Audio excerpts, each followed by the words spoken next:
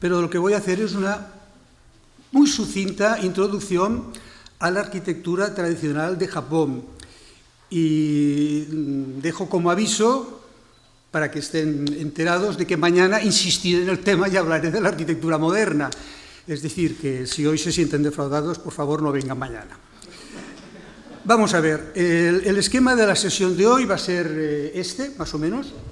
Haré una pequeña introducción de las tipologías arquitectónicas y de las que voy a tratar hoy, que serán las que indicaré enseguida. Y la parte central de la charla me centraré en tres tipos de tipologías: la residencial o arquitectura de viviendas, la feudal o de castillos, muy característica japonesa, la religiosa de Japón, que también tiene unos rasgos muy interesantes que no se dan en prácticamente ningún país del mundo, y después haremos una pequeña conclusión de ciertos rasgos que se puede decir que son recurrentes en la arquitectura japonesa, que incluso se puede decir que en todo el arte japonés, y que veremos, y esto enlazaremos, dejaremos ahí unos puntos suspensivos, nos preguntaremos mañana si esos rasgos se mantienen o no se mantienen en la arquitectura moderna japonesa, o al menos en algunos de los ejemplos de arquitectura moderna japonesa.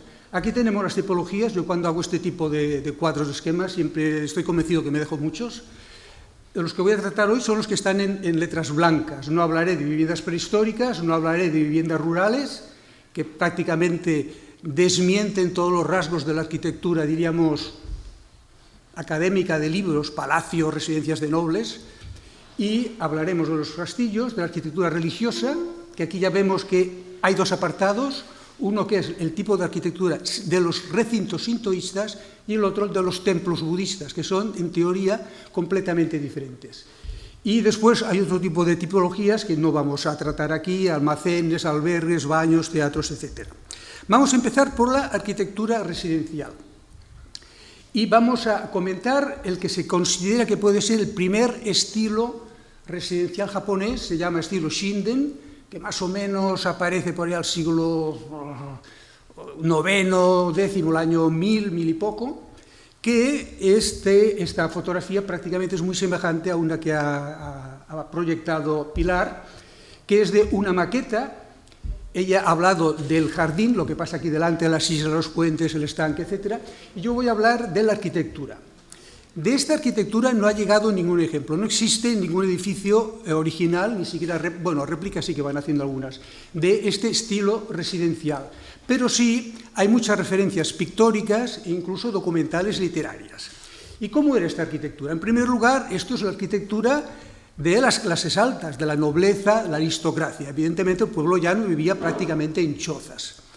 Y según el nivel social de esta nobleza, que también había niveles, desde el emperador, aristocracia, familia emperador, aristócratas, iban bajando por rango, se les asignaban terrenos mayores o menores en superficie y más cerca o más alejados del palacio imperial donde residía el emperador. Y como eran una villa, nosotros llamamos más que residencia, una gran villa de un noble de cierto nivel, pues sería un pabellón principal, que es el central, que es la residencia del señor. El señor vivía aquí, residía aquí y dormía aquí en la única habitación cerrada que había en todo el recinto. Su mujer o mujeres podía vivir en un segundo pabellón y después había una serie de pabellones que podían ser de servidores, guardia militar, servidores que cultivaban el huerto que solía haber en la parte trasera, y características de todo este conjunto arquitectónico. Primero, construido a base de pilares y vigas de madera. No existían muros, y esto lo iremos viendo cómo en Japón nunca han existido muros ni de ladrillo, ni de piedra, ni de ningún tipo de adobe o similar, prácticamente. Segundo elemento característico, que esto se sigue manteniendo todavía en la arquitectura, que es el edificio está levantado del terreno medio metro, 60 centímetros, para evitar las humedades propias del terreno que se transmitieran por capilaridad al suelo de las viviendas. Esto es una de las diferencias respecto a la arquitectura china de la que bebió Japón. La arquitectura china, el pavimento de las plantas bajas era una simple solera de lo que nosotros hoy diríamos hormigón o mortero. En Japón siempre se levantaba porque el régimen de lluvias muy constante en Japón hacía que el terreno tuviera un gran nivel de humedad, y por eso se levantaba, y esto permitía que no llegara la humedad. Otro elemento característico, y esto lo veremos después con más detalle, una especie de porche, corredor, galería cubierto, es decir, que si llovía en teoría no se mojaba, que rodeaba este pabellón, etc.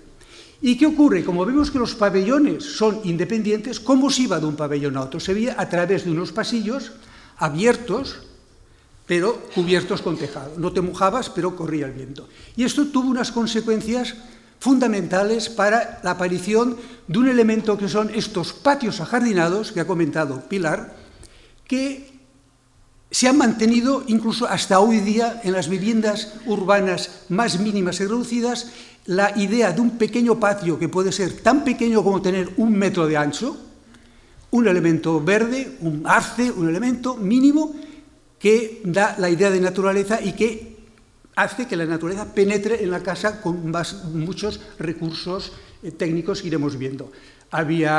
Si había un gran estanque, pues había unos corredores que llevaban a un kiosco de pesca, bueno, el río que venía por aquí, de norte, por el este, pum, pum. Bueno, la cuestión de jardín no voy a entrar.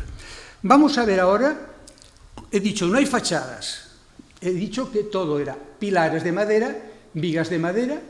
¿Y cómo cerraban si no había paredes de ladrillo? Pues sencillamente en esa época cerraban con un sistema de, nosotros llamamos postigos o contraventanas, muy farragosos de mover, que consistía en 2 paneles, un panel superior y un panel inferior. El panel inferior, aquí vemos retirado el que iría aquí, simplemente había que extraerlo de las guías y apartarlo. Y entonces el panel superior se levantaba y se suspendía de unos cables del techo. Esto era muy farragoso, esto veremos que fue evolucionando. Insisto, grandes viviendas de grandes señores feudales. Estos paneles eran una rejilla de madera, una pequeña celosía de listones de madera, en los cuales había encolado papel japonés que se hace de varias fibras, de varios vegetales, generalmente son 3 tipos, que tienen fibras diferentes y para un fin o para otro sirve un tipo u otro de papel. Vamos a ver ahora, esto es un pequeño videoclip, nada, dura 30 segundos, o sea que hay que prestar atención, de un render, esto es una imagen virtual, de cómo podía ser una de estas viviendas. Veremos que también hay mobiliario interior, que fundamentalmente son cortinas, veremos que hay estas cortinillas de bambú, que sirven para proteger el sol, veremos que hay biombos, y todo esto lo vamos a ver ahora, a ver cómo arranca esto. Bien, ahora se moverá, vemos que la solera está levantada, la barandilla, y ahora veremos aquí cómo el cerramiento, aquí ya han retirado estos postigos de madera porque se pueden levantar los de arriba y los otros, y vemos que hay una serie de cortinas, y vemos un elemento que son estos tatamis. En esa época el suelo era todo de madera, y el señor era el único que tenía derecho a sentarse en el tatami, mientras el resto de familia y visitantes y amigos pues se sentaban con cojines sobre la madera. O sea, el tatami le otorgaba un nivel de representatividad, un estatus por encima de los demás. Vemos aquí una serie de biombos, vemos una serie de mueblecitos claramente de influencia china, que con los años los japoneses, como se comentó, me parece que ha sido tú, Pilar, la idea de que no tenían nada, las casas esas, el vacío, que lo veremos enseguida. Estos muebles chinos llegaron prácticamente a desaparecer en Japón. Es decir, que esta influencia china, que ellos podían haberla adaptado, utilizado sillas y mesas como utilizaron los chinos, en Japón no les resultaba cómodo y rechazaron esa solución. Vamos a ver, pues, ¿cuál es la herencia de este primer estilo residencial? Pues la herencia fue, primero, estructura de pilares y vigas de madera. Esto se ha mantenido hasta prácticamente el siglo XIX-XX. Suelo elevado del terreno, pabellones aislados, esto implica pabellones con una galería perimetral, que ya veremos para qué sirve esta galería. Esto los corredores crean los patios ajardinados, y los patios ajardinados, además, en las viviendas de cierto nivel puede haber un patio especial con estanque, si es suficientemente grande, o muchas veces sin estanque, pero ya es un patio ajardinado que a lo mejor tiene 3, 4, 5 metros de profundidad, que ya casi podríamos decir que es más que un patio. ¿Cuál fue el segundo estilo residencial? El segundo estilo residencial apareció bastante más tarde. A finales del siglo XV, 1490 y tantos, apareció el primer edificio que ya tuvo, que era otro estilo. Este estilo nuevo se llamaba shōi. ¿Y este estilo qué tenía? Pues este estilo tenía cosas que compartía, que venían de antiguo, que eran los pilares de madera, el edificio levantado del suelo, la galería esta perimetral. ¿Qué función tenían estas galerías perimetrales? Que tienen diferentes nombres, que no voy a dar, según fuera el tipo de pavimento, si estaba más o menos cubierta, pero estas galerías tienen una función. Este tipo de grandes viviendas, villas de la nobleza, muchas veces las traducimos como el palacio. Veremos después palacio de Katsura. Claro, la palabra palacio nosotros la asociamos con Versalles, con Buckingham, con Schönbrunn, con los palacios romanos. Olvidémonos, no tiene nada que ver con esto. Pero sí que hay un elemento común. Nosotros vamos a Versalles y para ir de una habitación a otra tenemos que ir atravesando habitaciones, abriendo puertas, puertas más puertas. No hay un pasillo. En estos edificios, el típico pabellón principal, tanto de un noble como puede ser de un prior, de un superior de una orden budista, tampoco hay pasillos dentro del pabellón. El único pasillo hay esta galería perimetral que puede ir de una habitación a otra sin atravesar ninguna. Cuando digo habitación hay que ponerlo entre comillas, porque vemos que las habitaciones, por arte de magia, prácticamente desaparecen, se fusionan unas con otras debido al siguiente elemento, que fueron los cerramientos exteriores, y ahora veremos enseguida los interiores. ¿Cómo se cerraban ahora en esta época? ¿Por qué este estilo es diferente? Porque ya no se cerraba con aquellos postigos tan farragosos de levantar y mover, sino que se idearon un sistema de paneles correderos cubiertos con papel. Esta es la vista exterior, que vemos todo blanco. Veremos que la vista interior se ven los listoncillos de madera en los que se encola este papel japonés, que claro, a pesar del voladizo, esto es un elemento frágil, es un elemento que si hay viento o lluvia rachada, a pesar del porche, se puede mojar y se puede estropear, y esos se cerraban exteriormente. Esto es el mismo pabellón cerrado de noche. Se cerraba con unos postigos, esto sí, de madera opaca, pero que tenían una particularidad, que también eran deslizantes y se apartaban, y se almacenaban en una especie de armarios que siempre se intentaba que estuviera lo más apartado posible de la fachada. ¿Para qué? Pues precisamente para que en cierto momento, y veremos fotos todavía que es mucho más claro, que la idea de retirar, hacer desaparecer la fachada. Eso tiene consecuencias espaciales y arquitectónicas, que a los arquitectos nos encanta hablar de esto, y saldrá después. Aquí vemos las divisiones interiores, que también vuelven a ser puertas correderas, con un sistema de guías muy sencillo, pero técnicamente sofisticado, que lograron hacer los japoneses, que se explica muy bien en el libro aquel del maestro carpintero de Coldray, que explica cómo él comenta que cuando Bruno Tauto en los años 50 descubrió estas puertas correderas, que para los arquitectos modernos de aquella época era descubrir lo que ellos llevaban, lo que nosotros llevamos, esto lo dijo Bruno Taut y lo dijeron después Gropius, lo que nosotros llevamos 400 años intentando descubrir y que intentamos ahora aplicar, los japoneses hace 400 años. O sea, lo que nosotros llevamos 30 años intentando imponer, la arquitectura moderna, los japoneses lo hacen desde hace 400 años. Pues bien, explica muy bien que estas guías de aquí y esto que veremos en un vídeo, que estas puertas se mueven con un simple dedo. Me río yo de las guías Klein. Yo tengo en casa guías Klein, y primero que pesan no sé cuántos kilos y que con un dedo me lo rompo, tengo que usar 3 o 4. Esto con un dedo se mueve. Estas correderas son tan ligeras que se pueden retirar, y de hecho se retiran si interesa. Esta corredera puede pesar, no sé, 2 kilos, porque es un enlistonado interior, y esto es papel, pero es un papel acartonado, es como un cartón por las dos caras, pesa poquísimo, y todavía pesan menos estas. Bien, ¿esto qué consecuencias tiene el no utilizar paredes y que las paredes se sustituyen por cerramientos deslizantes, tanto exteriores como interiores? Aquí vemos lo que he dicho antes, los listoncillos sobre los que se encola exteriormente el papel. El papel japonés tiene una calidad muy especial, incluso modernamente, que ahora ya en los edificios no se suele utilizar papel, porque es muy frágil, se intenta hacer vidrios translúcidos que tengan la textura del papel, porque la luz a través de estos papeles, de este tipo de corredores, es muy agradable. Es aquello del elogio de la sombra del Tanizaki, ¿no? ¿Qué otros elementos tenía este estilo Shoin que lo diferenciaba de los anteriores? Fundamental. Ahora sí, los tatamis se habían democratizado.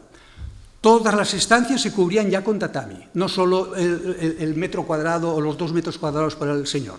Se cubrían todas, excepto, obviamente, los corredores exteriores, que eran de madera, y excepto, evidentemente, las cocinas, las zonas de cocina o zonas de paso de entrada de caballerizas, que eran de lo que nosotros hoy diríamos mortero, ¿no? Tierra compacta. Y aquí se ven un poco estas guías, que estas guías, esto de profundidad tiene ni medio centímetro.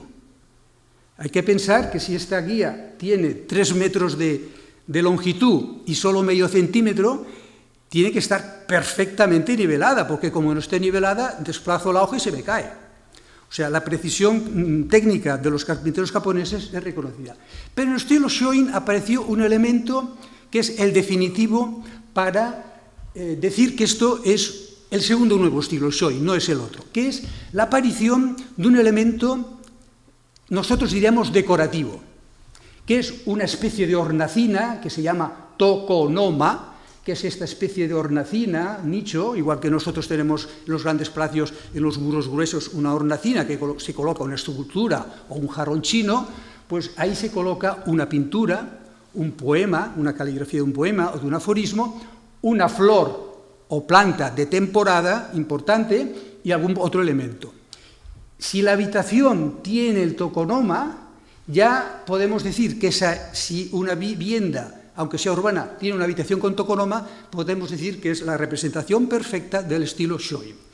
Pero el tokonoma lleva asociados otros 2 elementos, que son un escritorio, que de hecho el escritorio es anterior a la aparición del tokonoma, y unos estantes escalonados, que tienen un nombre precisamente que la traducción le dirá, es estantes escalonados, con unos pequeños armaritos o alaceras que pueden estar suspendidos o aquí abajo.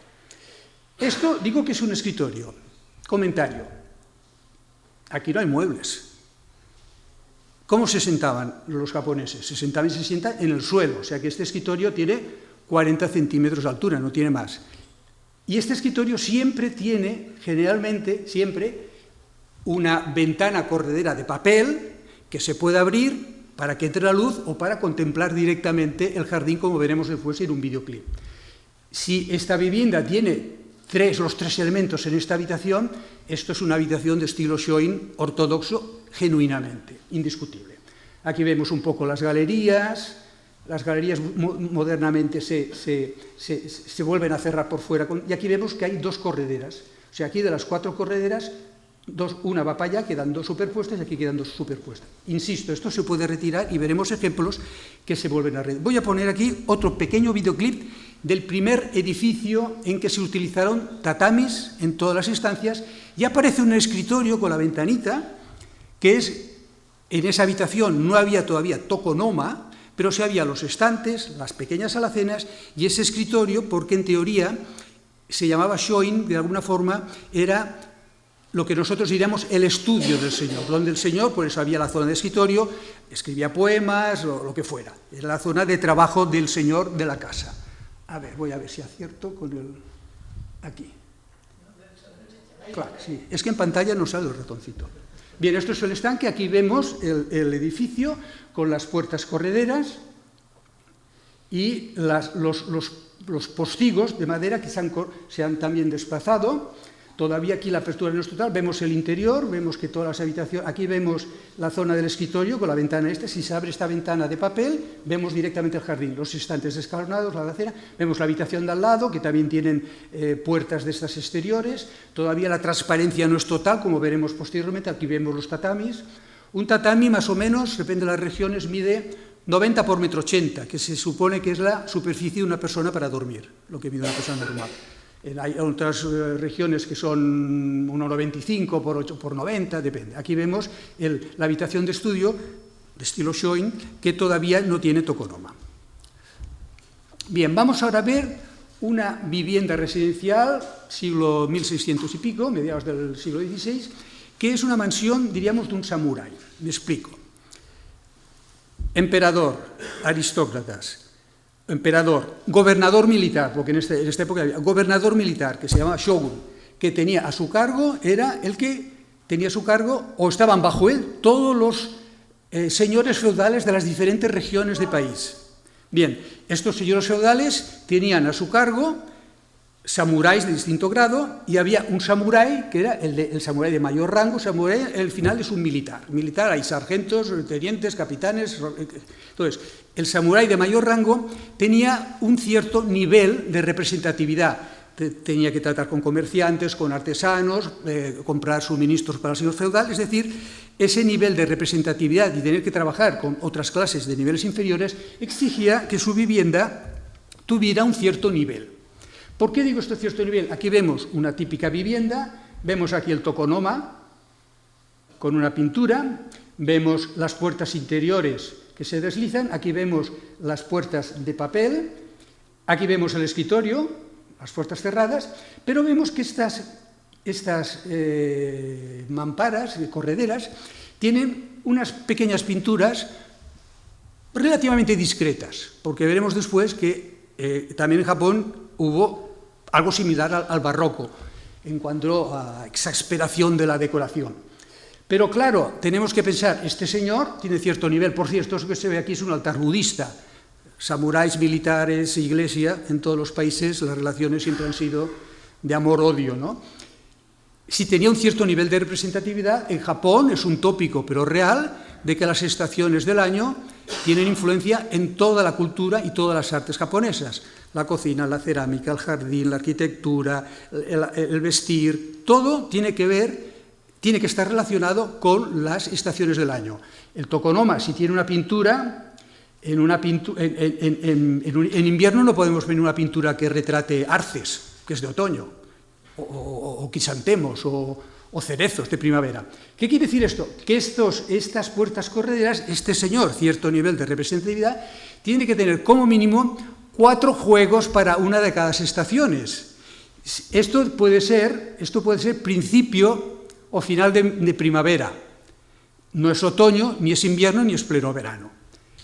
Es decir, llega el otoño o el invierno, levanta, retira estas correderas, las lleva al almacén y trae las otras, o ordena a la servidumbre que traiga las otras, para colocar las que corresponden. Y esto sería uno de los jardines, que no es de aquellos que hemos visto entre corredores, diríamos nosotros, patios interiores ajardinados, sino que es el jardín principal de la vivienda, que evidentemente no es aquel de la gran villa, del gran señor feudal, pero que ya tiene aquí unos 3 o 4 metros, muy bien aprovechados, no se ve el exterior, se ve el cielo, la valla no se ve porque bueno, no quiero entrar en temas de jardinería, Pilar, esto lo has tratado. Aquí quiero un detalle que mañana lo veremos. Fijémonos que este pilar, que es un tronco, apoya sobre unas rocas. No digo nada más, continuará mañana. Vemos aquí la galería. Esta galería permite ir a estas habitaciones de aquí, circulando por la galería, dará vueltas seguramente por detrás para entrar en las habitaciones pertinentes. Y vemos aquí que ya han retirado, vemos aquí las guías, han retirado totalmente las correderas, aquí una y aquí hay otras parcialmente retiradas, es decir, ya hay esta visión desde el interior a el jardín. ¿Cuál es la herencia del estilo Shoin? Pues tenemos la venida del primer estilo, suelo elevado, galería y patios ajardinados, más tatamis democráticos, toda la vivienda habitable, zonas de estudios, zonas de comer, zonas de dormir con tatamis, puertas interiores y exteriores deslizantes, correderas que permiten moverlas, abrirlas, incluso retirarlas, y el elemento simbólico, diríamos, que es la habitación esta, como mínimo una habitación. Las grandes villas podían tener varias habitaciones con la hornacina, el escritorio y los estantes, una para recibir a los artesanos o con los que tenía que tener audiencia el samurái o la persona correspondiente o simplemente un comerciante, y podía tener la habitación del señor, podía volver a tener, sería como su estudio, diríamos, el estudio del dueño de la casa, ¿no? O de la dueña de la casa. Pues tendría una habitación también con estos 3 elementos.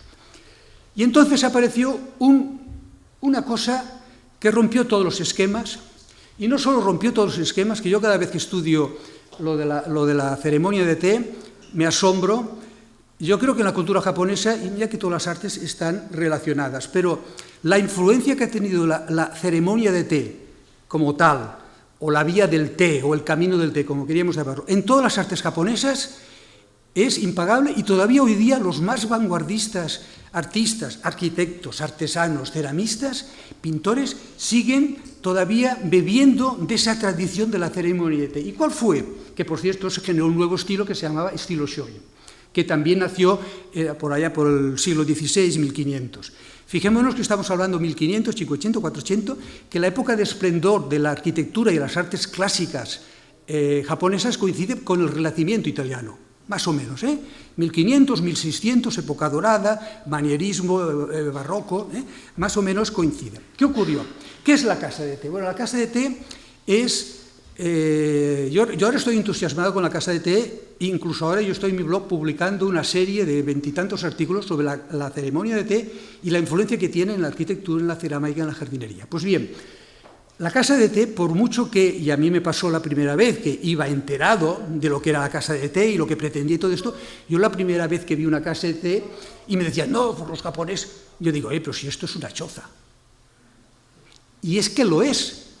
Es que precisamente los maestros de té querían bajar los humos a esos grandes señores feudales que hacían sus reuniones con sus subalternos y les hacían reuniones, les daban un té y el té se lo ofrecían con un cuenco chino y le enseñaba porcelana china perfecta o un celadón chino y a lo mejor un elemento metálico chino como muestra de su nivel cultural, su pedigrí cultural, ¿no? Que digo yo. Bien, pues estos señores feudales dijeron, no, te equivocas. Tú lo que tienes que hacer es, tu elegancia, tu lujo, tu saber, tu conocimiento, no necesita estos lujos superfluos, esta ostentación de perfección técnica. Tú con la cosa más humilde del mundo, con una choza que una ráfaga de viento se la puede llevar, tú con esto puedes demostrar tu verdadero nivel cultural. Entonces, estas casas son prácticamente hechos con troncos sin descortezar, techos de paja, etcétera, ventanas, esto es muy interesante, los arquitectos, los ortodoxos de mi generación, ahora ya no es tanto, no hay ninguna ventana igual, no hay ninguna alineación, bueno, lo dejo aquí porque iríamos muy lejos. Esto es un interior de una habitación de un señor, una habitación de té moderna, pero con preceptos clásicos. El tokonoma, un aforismo, una flor mínima. Generalmente cuando hay una flor solo hay una. Esto puede ser un quemador de incienso, no lo sé, y este señor, que ya ha preparado con todos sus sentidos, nos está ofreciendo el té. Lo dejo aquí porque si no, nos darían las tantas. ¿Cuál es la herencia de este estilo Soan, que es el estilo de las casas de té? Pues precisamente, dije, primero, sencillez. No te pases con la exageración de tu lujo, de tus objetos carísimos chinos. Segundo, naturalidad. Nada de maderas perfectamente talladas, barnizadas, no. Yo voy a usar troncos sin descortezar y a lo mejor retorcidos. Y austeridad. O sea, hay que ser austero. Y a partir de ahí, pues ya generó una serie, que veremos algunos ejemplos, y después hay estos aforismos, ¿no? Cada gesto un símbolo, cada elemento un sentido, la importancia de los pequeños objetos, de ahí la influencia que tuvo la ceremonia de té en todas las artes que nosotros llamamos aplicadas, la cerámica, la laca, etc. Y todo eso impregnó al estilo Shoin, que diríamos nosotros estilo clásico, generando un estilo que podríamos decir que es el tercer estilo, que es un estilo mixto, que tenía todos los elementos del Shoin, pero nosotros diríamos hoy día sin pasarnos, es decir, con una cierta contención. Y aquí tenemos el ejemplo, sale en todos lados, cualquier conferencia no podemos rehuir a hablar de esta villa, Palacio de Katsura en Kioto, que es la villa típico y es el paradigma de la arquitectura clásica japonesa, que encandiló a todos los arquitectos desde Bruno Tao en los años 30, Gropius en los 50, a quien no le gustó nada fue la de Corbusier. La Corbusier con la arquitectura japonesa quedó frío, las manifestaciones que hay quedó frío, a pesar de que Tao le dijo, oye, esto es maravilloso, fue a verlo, fue un poco más tarde él, quedó frío. Esto es la villa, nosotros diríamos villa segunda residencia, veraniega o no veraniega, del hermano del emperador, o sea, no estamos hablando de cualquiera, y es muy sencilla, evidentemente no usaba tejas cerámicas, sino teja como las ceremonias de té, de cortezas de ciprés, paneles correderos exteriores de papel, una plataforma, y bueno, hay un jardín enorme que también es uno de los paradigmas de la arquitectura de la jardinería japonesa. Y aquí vemos la típica foto, por cierto, el interior de esta vivienda que vamos a ver en un vídeo que voy a proyectar, no lo puede ver nadie, Seguramente en el mundo habrá 15 o 20 personas que la han visto, aparte de los que hacen el mantenimiento. No se visita el jardín, se ve por fuera, pero no se puede visitar, no se permite, cosa que me parece muy bien, ¿eh? Entonces, esto es lo que maravilló a Taut, porque aquí hubo un fotógrafo japonés que los japoneses descubrieron Katsura en los años 50, y él dijo que para él esto era mondrianesco. Y veremos después algún enfoque que si tú enfocas y seleccionas un encuadre dirías que sí. Y esto es el interior. No hay nada. Aquí el único elemento decorativo es el emblema de la Casa Imperial que está en las puertas correderas interiores de cartón. En vez de ser desnudas o con las florecitas aquellas del samurái, ni siquiera decoraciones de plantitas del samurái. Estas puertas, insisto, se pueden retirar, se pueden abrir, unir habitaciones, separarlas, etc. Y vamos a ver este clip. A ver, ¿dónde estás? Que no te veo. Ahora. Aquí. Manita, ahí está. Bien, vemos que ya se mueven las plantitas. Esto es la vista exterior. Por cierto, esto es mondrianesco, ¿no? Y si además esta fotografía es en blanco y negro, ya no digamos. Estos cerramientos que hay aquí son posteriores. Originalmente aquí veremos la vista interior, hay una barandilla, o sea, era la galería perimetral. Ahora entramos, vemos que no hay nada, aquello todo está guardado en lo que nosotros llamaríamos armarios interiores, que suelen tener puertas como estas, que son muy profundos, tienen la profundidad de un tatami, los 90 centímetros, y ahí se ponen los colchones, todo lo que sea. Vemos las habitaciones, cómo se pasa de uno a otro, la luz que proporcionan estos elementos. Después veremos un ejemplo de una habitación en un vídeo. Veremos el jardín, veremos ahora la galería, esta galería que aquí ya está cerrada exteriormente, medio abierto. Y esto que vemos aquí es el rincón shoin, el rincón de estudio. Aquí propiamente esto se dice que es el rincón shoin más célebre y más famoso de toda Japón. El escritorio, los estantes escalonados aquí muy sofisticados, y veremos ahora cómo se abre esto, el escritorio, sentados en el suelo, la parte inferior se retira, queda la repisa, y aquí abrimos esto y podemos aquí escribir nuestro poema, viendo el estupendo jardín, que en este caso es un enorme jardín parque, porque claro, era el hermano del emperador. No todo el mundo, ni mucho menos, podía tener semejante lujo. Y ahora vemos que el tokonoma está en la habitación de al lado. Este es un tokonoma sencillísimo, sin más. Aquí vemos el detalle de los crisantemos. Ya que otra habitación que se abre, todas las habitaciones conectadas, no hay pasillos intermedios. Pues esto es lo que hay. Desnudez absoluta, vacío absoluto. Bien. ¿Cuál es la herencia de este nuevo estilo? Pues la que venía del shoin anterior, el suelo elevado, perimetral, ajardinado, tatamis, puerta, y la portada del estilo del Sukiya aporta lo que venía del estilo de la casa de té, que es la sencillez, naturalidad y austeridad. O sea, no nos pasemos. Y todo ello se encuentra en la típica residencia urbana, ya muy posterior, siglo XIX, que veremos también un pequeño videoclip, que es lo que había en España no hace muchos años. Yo lo he visto en mi ciudad. Yo tenía el carpintero que vivía al lado de la casa de mis padres, tenía taller y vivía atrás. El tendero de al lado que vendía cosas de comer, pues el lechero vivía de la parte trasera. Y había gente que fabricaba imprenta, pues vivía también atrás. O sea, vivienda, taller y tienda. Esto en Japón también se dio. Entonces, aquí tenemos una característica, vivienda, diríamos, urbana. De ahí viene un poco el nombre, ¿no?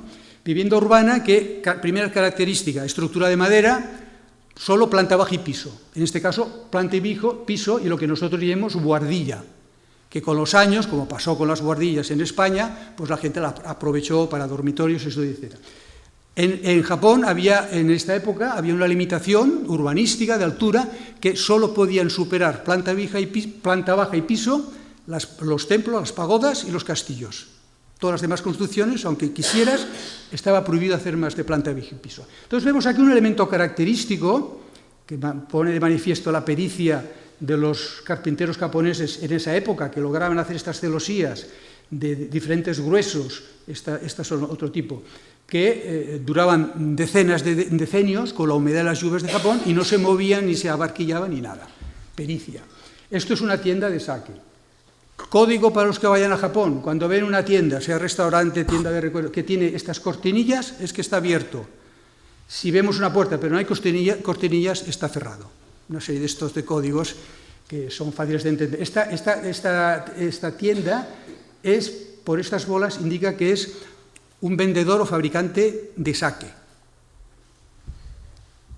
Bien, y vemos aquí esta vivienda urbana, que no es del samurái, ni mucho menos del hermano del emperador, ni mucho menos las que veremos ahora, mucho más barrocas, el estilo, la habitación principal.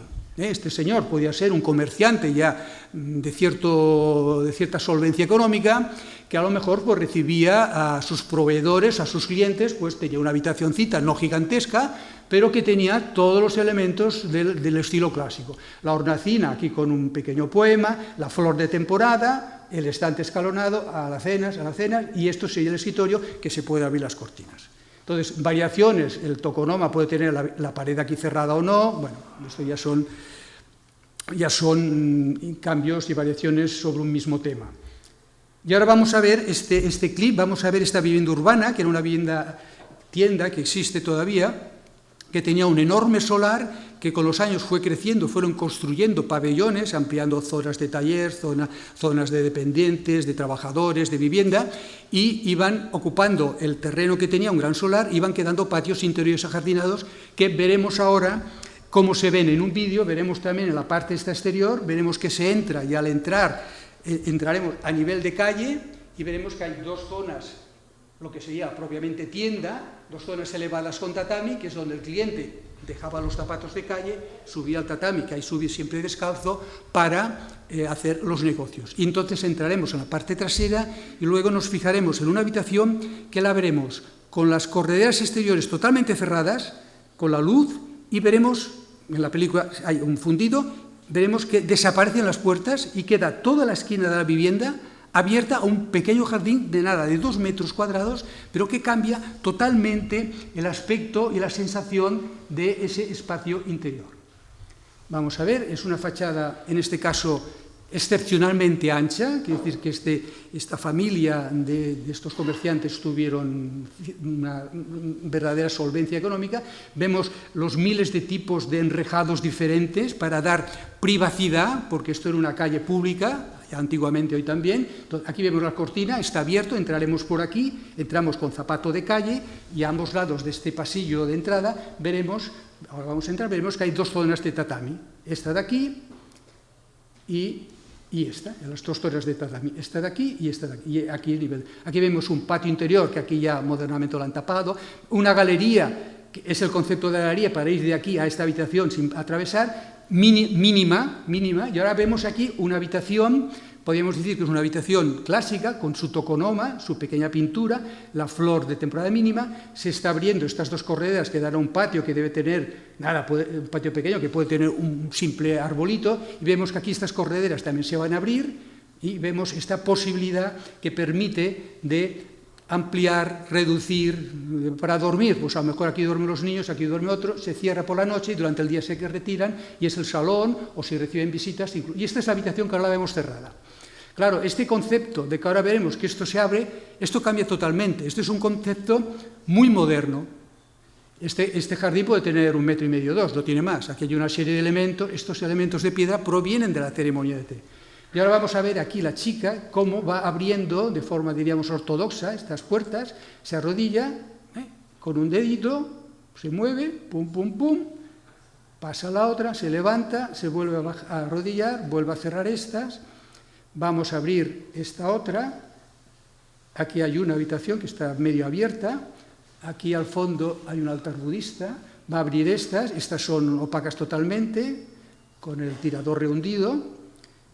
Aquí vemos el altar budista y ahora vamos a entrar a la última habitación que está directamente a un patio de aquellos interiores, no especialmente frondoso necesariamente, pero en verano en Japón interesa esta ventilación cruzada, que abriendo todas las ventanas, vemos el tipo de luz muy agradable que permiten las puertas de papel. Aquí son 4 hojas, como mínimo podemos tener abiertas la mitad del hueco y si queremos en pleno verano, durante el día, las retiramos totalmente. Tenemos un jardín, no es un jardín imperial ni mucho menos, pero la visión es una visión de frescor, de naturaleza.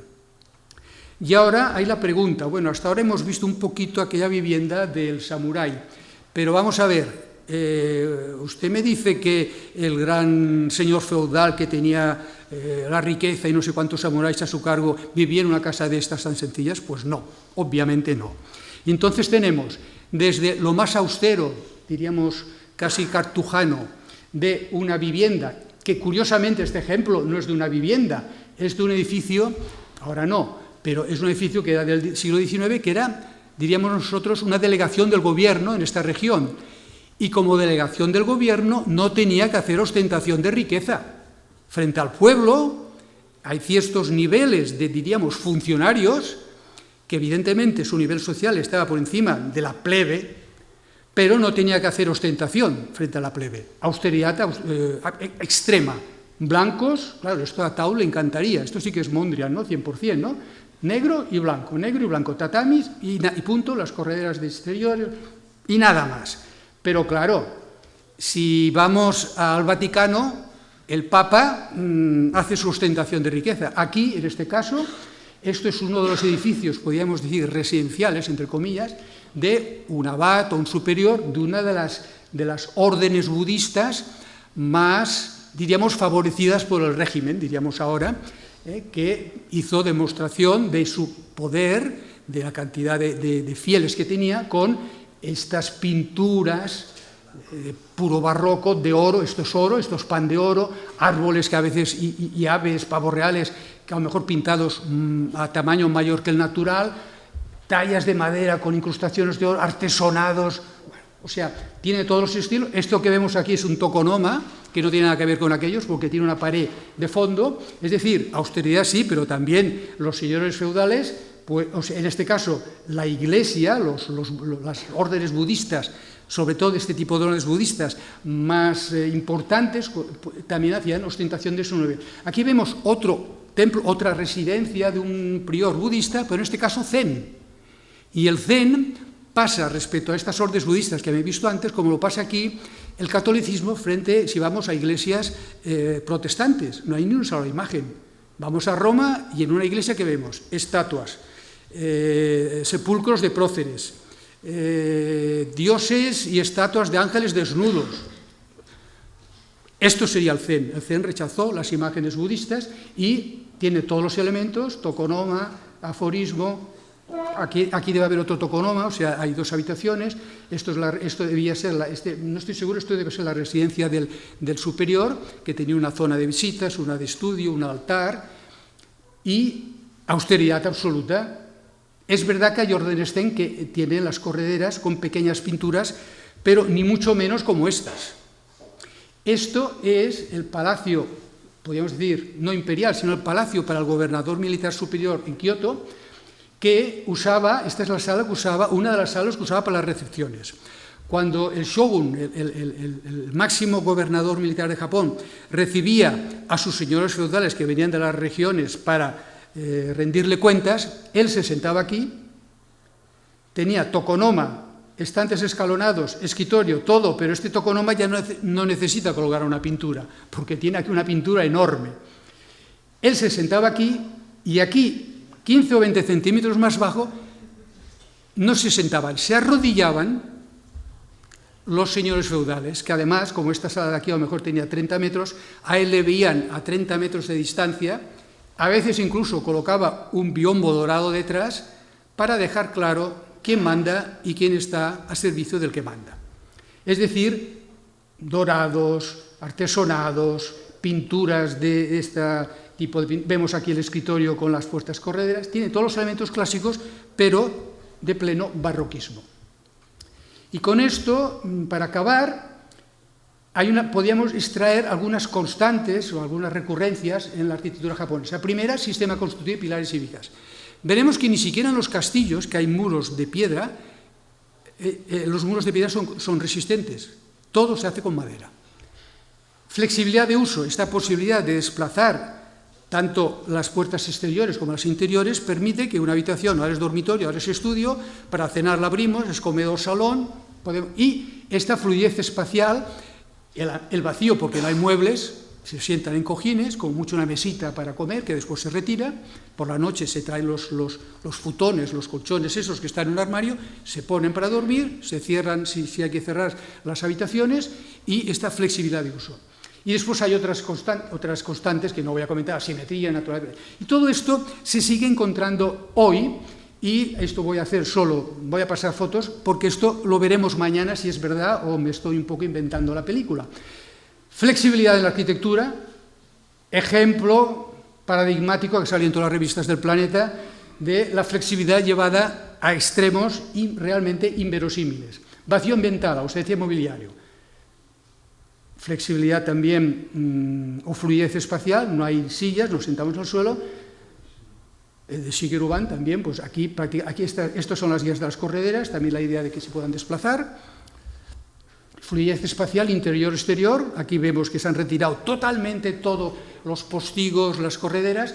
Modernamente también se hace igual, solo que ahora no se desplazan con un dedo, sino que apretamos un botoncito y las correderas de aluminio y de vidrio aislante se van moviendo. Veremos un vídeo mañana de estos ejemplos. Vamos ahora a entrar, dejamos la residencial, esta visión rápida, entramos en la arquitectura feudal y voy a poner solo un ejemplo, que es el castillo más representativo japonés, un castillo que lo hemos visto 1000 veces en películas de época, de samuráis, siempre sale un contrapicado, que es la foto que tenemos todos, que en el fondo la primera idea empezaba como los castillos europeos, un foso de agua, una muralla inicial, con unos puentes, elevadizos o no, con unos grandes portones, y era el primer paso.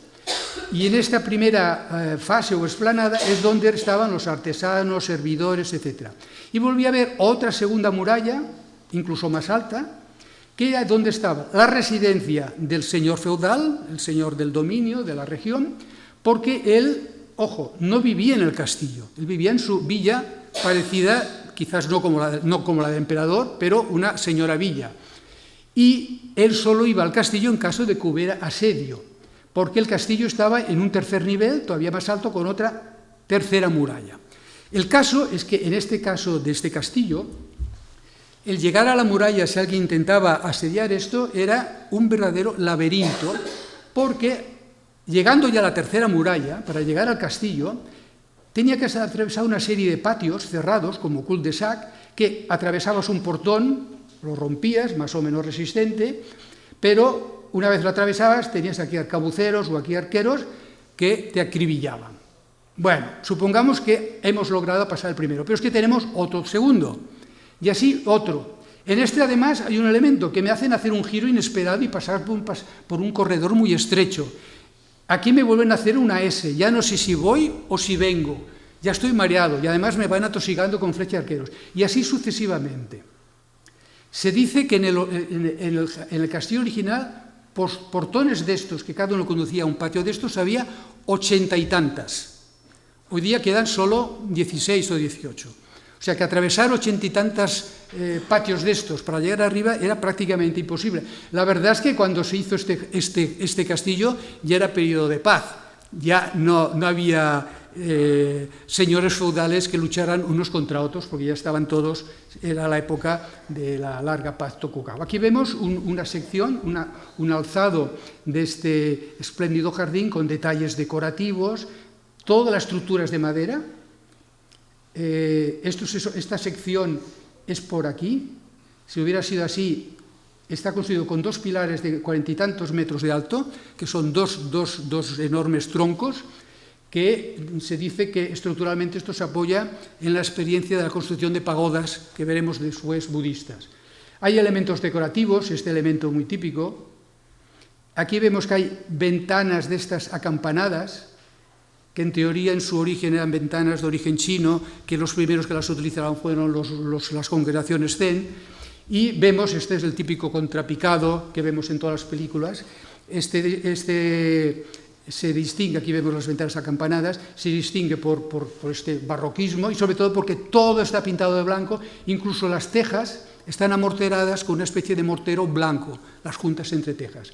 Y veremos que toda la estructura, todo esto es madera, las paredes son de madera, solo que exteriormente eran muy hábiles y tenía lo que ahora llamamos, estaban ignifugadas, estaban protegidas con una especie de mortero vete a saber de qué material, porque el yeso allá como tal no existía, que revestía los elementos para que tuvieran los elementos de madera una cierta protección contra incendios, por si llegaban flechas, o en esta época ya había arcabuces, lo que pasa que había relativamente pocos.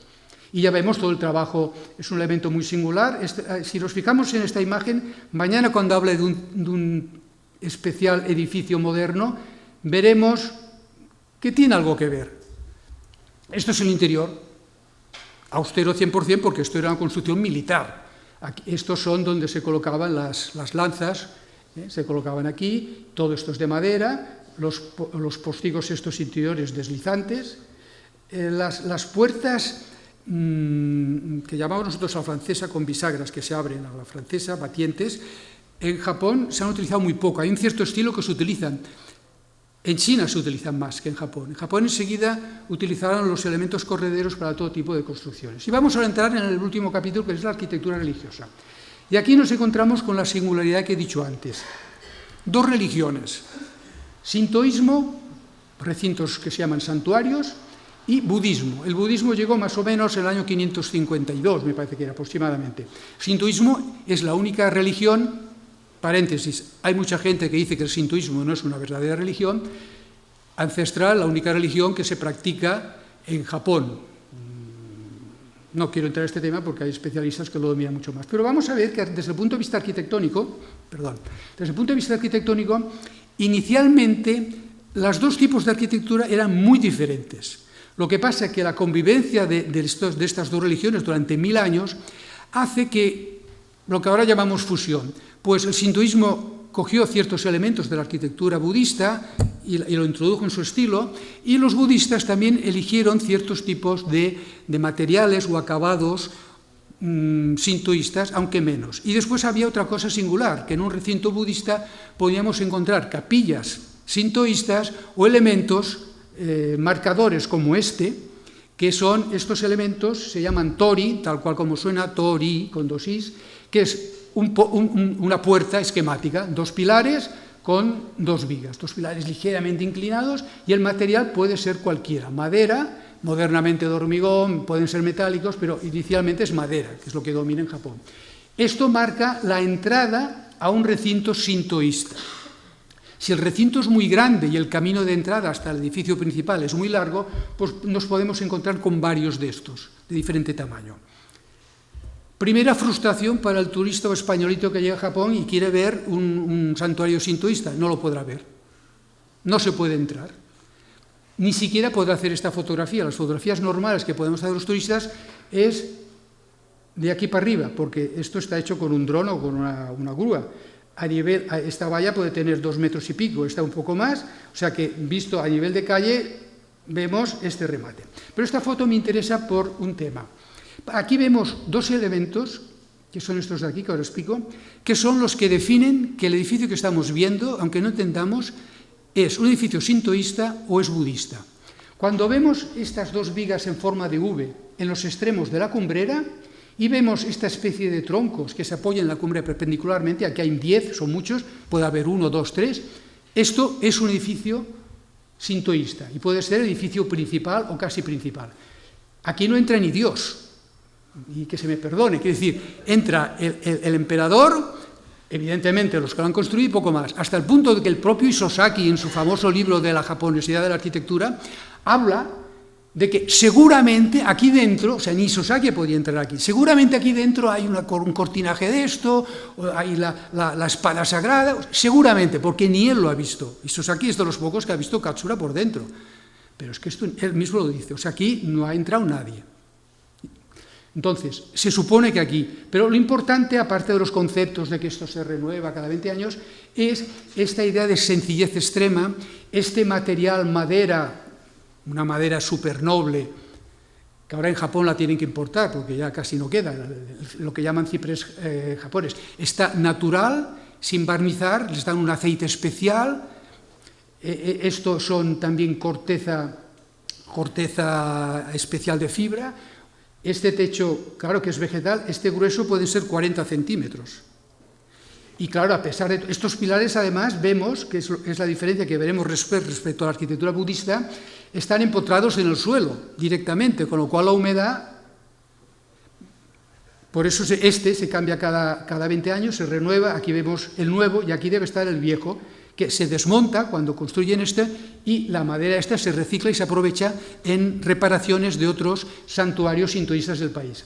Esto diríamos que el segundo santuario sintoísta en importancia del país, el de Izumo, que vemos que es un santuario sintoísta, primero porque no nos van a dejar entrar a ver estos edificios, y porque vemos aquí las dos vigas en V, y vemos estos troncos, que no son tantos, o sea, esto es el edificio principal o secundario, almacén, y el principal, que es el más grande, con la escalerita de entrada, es este, que tampoco aquí no entra nadie.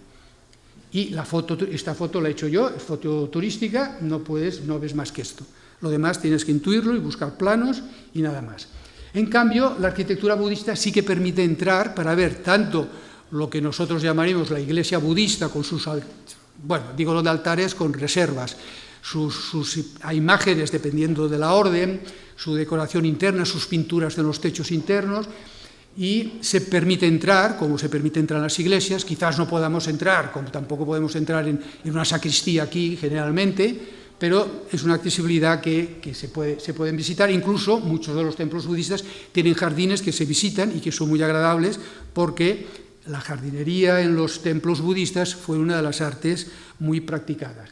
Esto sería el equivalente a aquel pórtico, aquel portón de entrada de los edificios, de los recintos sintoístas. Esto sería el pórtico, un gran pórtico de un gran templo budista que tiene 2 pisos. En el primer piso suele haber imágenes budistas, porque a pesar de que estos los templos Zen no tienen imágenes de divinidades budistas, pero curiosamente tienen imágenes de los antiguos priores budistas que se supone que llegaron, alcanzaron la iluminación, y entonces hay una estatua de madera y se suelen poner aquí. Aunque aquí, en este caso concreto, yo he visto que hay estatuas de imágenes budistas. Se dice que esto simboliza los 5, generalmente son 3 o 5, el tránsito iniciático, una entrada. Lo que pasa que en este caso no está muy claro porque, claro, atraviesas esto y detrás sigues viendo caminos, pero bueno, la idea es esto. Algunas veces en estas crujías externas hay una estatua de una divinidad budista que en teoría es protectora del templo, los protege de las fuerzas del mal. Sería como nosotros los ángeles o arcángeles, ¿no? Y esto sería esto es un ejemplo del primer gran templo budista que existe, es de los más antiguos edificios de madera del mundo, está cerca de Nara, que tiene la pagoda. Las pagodas eran relicarios budistas. Las primeras pagodas, en el interior no hay nada, bueno, en esta sí hay unos grupos escultóricos de arcilla, pero las pagodas son un simple relicario. Estos pisos no son tales, o sea, no hay que una escalera para subir, sino que todo está hueco. Aquí hay el pilar que va de arriba abajo, y en el cimiento del pilar había reliquias budistas, podían ser pelos, trozos de dientes, podían ser ropa, tejidos, etc. Claro, supongo que llegado un momento ya no había más reliquias originales y se ponían pues otros elementos, piedras que simbolizaban reliquias. Y esto era el salón principal donde se custodiaban las imágenes budistas, que como las imágenes budistas generalmente eran de bronce doradas, con pan de oro, o de laca o de madera, por eso se llamaba salón dorado, porque las imágenes normalmente son bodadas. Entonces aquí vemos este templo, se construyó el año 600 y pico, se quemó y a finales del siglo XVII se volvió a construir. Y la primera construcción la hicieron carpinteros y monjes coreanos, porque en esa época, cuando llevaba escasos 100 años que había entrado el budismo, tenían que construir templos budistas, pero los japoneses, el budismo, no sabían cómo construirlos. Entonces, vinieron carpinteros, monjes y incluso una monja o 2 monjas budistas para enseñar a los carpinteros japoneses cómo construir. Pero los chinos, simetría, construyeron el portón de entrada que entraba a esta especie de claustro. El salón dorado y la pagoda no estaba aquí, sino que estaba aquí. O sea, había un eje, simetría, portón, salón dorado y pagoda. Cuando se quemó, que pasaron 30 años y se volvió a construir, los japoneses descubrieron que esto de la simetría a ellos no les iba. ¿Y qué hicieron? Rompieron la linealidad, pusieron la pagoda de un lado O sea, hay una simetría en teoría de la entrada y esta linterna, pero equilibraron rompiendo la simetría. Y esto es una constante que en los primeros edificios budistas había esta simetría, pero enseguida los japoneses no les gustaba. Como no les gustaba la original pintura rojiza de cinabrio para proteger la madera. Cuando desapareció la pintura esta que se pintaba porque realmente protegía, los japoneses llegaron a la conclusión que les gustaba más la madera sin pintar, sin revestir, el elemento natural que decíamos de la ceremonia de té, o sea, este gusto por los materiales naturales. Si alguien está interesado en la arquitectura budista, yo di una conferencia en la Complutense de Madrid, que está grabada y se puede ver en la Complutense de Madrid, incluso en mi blog, entrando en conferencia, está grabada en YouTube, sobre el desarrollo y la evolución de la arquitectura budista. Y hablo de los diferentes tipos de arquitectura budista según las sectas. Esto es un edificio zen, lo digo solo de pasada, que es un poco diferente, que se puede distinguir de las otras. En los templos zen no hay pagoda, rechazaron la pagoda. Como rechazaban las imágenes budistas, nada de reliquias de Buda. Hicieron otro tipo de arquitectura muy parecida. Vemos aquí que los pilares están apoyados en piedras, esto influencia china, ventanas acampanadas, que fueron los primeros que las introdujeron, y aquí vemos un elemento que vemos estas vigas, las vigas que aguantan el tejado. Después de aguantar el tejado todavía las prolongaban más y les daba una forma arqueada. Son elementos un poco técnicos, pero que es difícil diferenciar los edificios zen. Por el entorno se puede diferenciar de las primeras órdenes budistas. Y con esto yo ya concluyo diciendo que estos rasgos que hemos visto, flexibilidad de uso, vacío ambiental, la fluidez, hay otros, la modulación, naturalidad de los materiales, todo esto seguramente mañana lo descubriremos, pero digo que todas mis palabras se tienen que coger con pinzas porque evidentemente las casas rurales, nada de esto, como decía el propio Kenzo Tange, decía, la gente del pueblo, o sea, los aristócratas pueden permitirse abrir todas las ventanas porque se ponen 12 kimonos uno encima del otro y no pasan frío. Pero la pobre gente que vive en el campo no tienen 12 kimonos para vestir y nada de puertas correderas que salgan al 100%, sino que las mínimas imprescindibles para ventilar. Pues nada más, yo con esto ya concluyo.